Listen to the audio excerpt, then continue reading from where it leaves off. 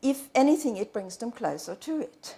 From the first fleet to the children overboard affair, from the dream or ghost ships observed by Indigenous Australian at first encounter to recent films such as 10 Canoes, boats have, perhaps not surprisingly, haunted the cultural imagination of the island continent.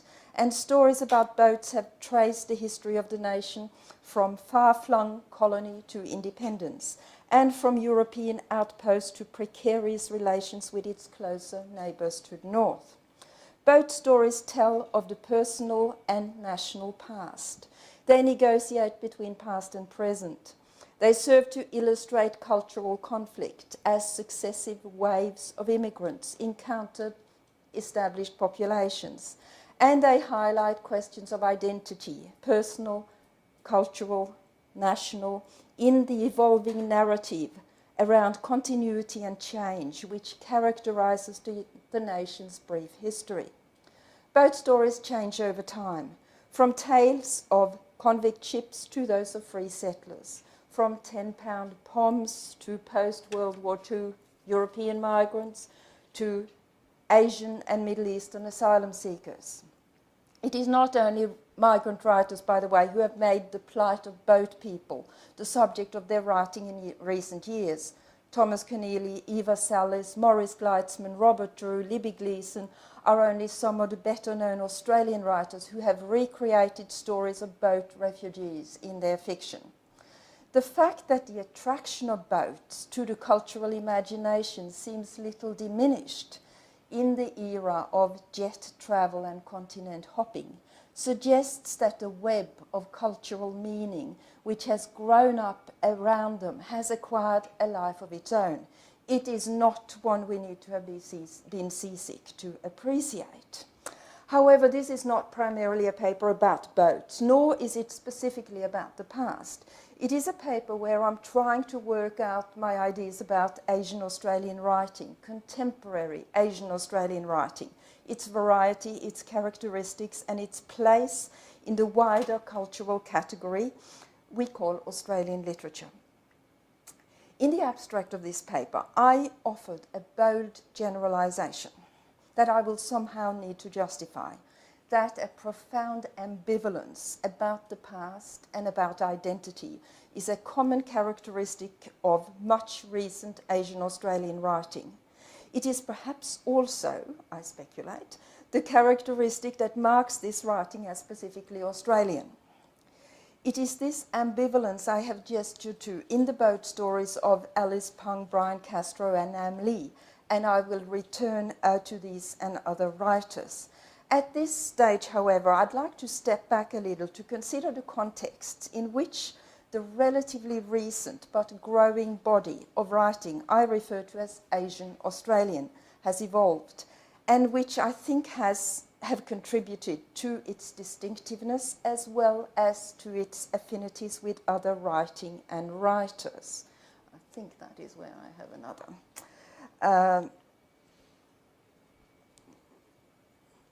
Yeah, okay, I can leave that one up. Concepts such as Asia in Australia and Asian Australian have been the subject of a fair bit of critical attention in recent years, as has Asian Australian studies as a field of academic teaching and research. From Brian Castro's suggestion in a paper of 1995 that, quote, if Australia wants to reconfigure itself in its relationship to the countries of Asia, to become part of Asia, as it were, then Asia must also become part of Australia. To another writer, Nuri Vitachi's recent dubbing of the term Ausia, A-U-S-I-A, the land that blends Australia and Asia. Critics have sought to make sense of the Asian elements within Australian culture. Jackie Lowe, in her contribution to a recent book entitled Locating Asian Australian Cultures, writes of the strong influence of Asian American studies in the development of Asian Australian studies, but cautions against seeing the latter merely as a less advanced and more junior form or version of the former. She goes on to call for a specifically Australian version of Asian diaspora studies, and you will see I quote her here. She says, Asian Australian studies must continue to develop locally specific approaches that are grounded in Australian histories and spaces in order to remain politically relevant to the Australian context, while simultaneously maintaining transnational links and global perspectives. Moving back to my focus on Asian Australian writing, I argue that a distinct Australian tradition is emerging in this work, and that the time may have come to shift the critical attention away from the all too familiar comparative perspective, within which Asian Australian texts are commonly compared to Asian American, Asian Canadian texts, and somehow very often found wanting, to a greater willingness to consider such texts in their Australian context, both literary, social and cultural.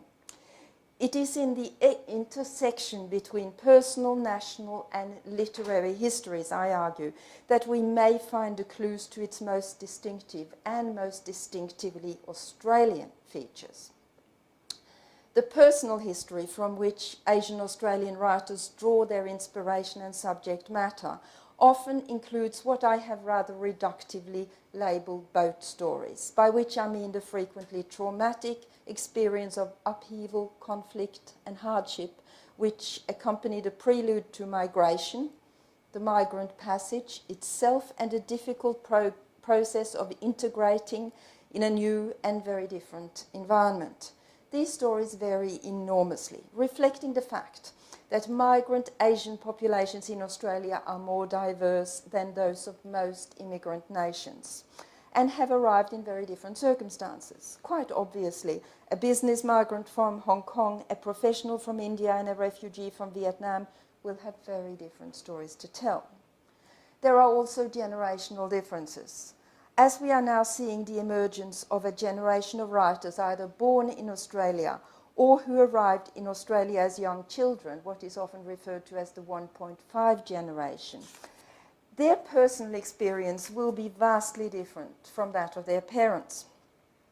One distinct feature of Asian Australia, however, is that the majority are first or second generation migrants. Apart from a very few descendants of 19th century migrants, such as the Chinese gold diggers, and very rare early or mid-20th century migrants, the White Australia policy ensured that it was not until the 1970s that Asian migration on a large scale was possible.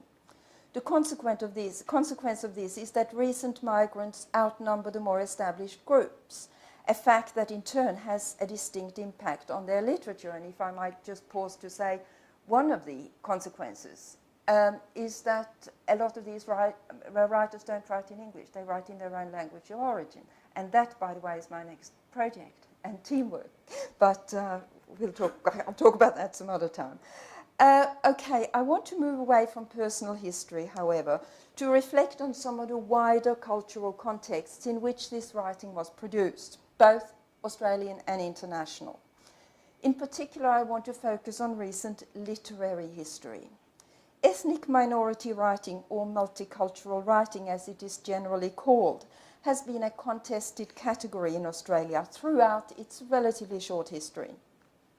In the 1980s, when the category was first identified and theorized by critics like my former colleague Sneža Gunev, there was vocal opposition from parts of the literary and critical establishments, castigating both writers and critics and arguing that any kind of special pleading detract attention from literary value, which they argued is the only criterion on which writers, whatever their origin, should be judged.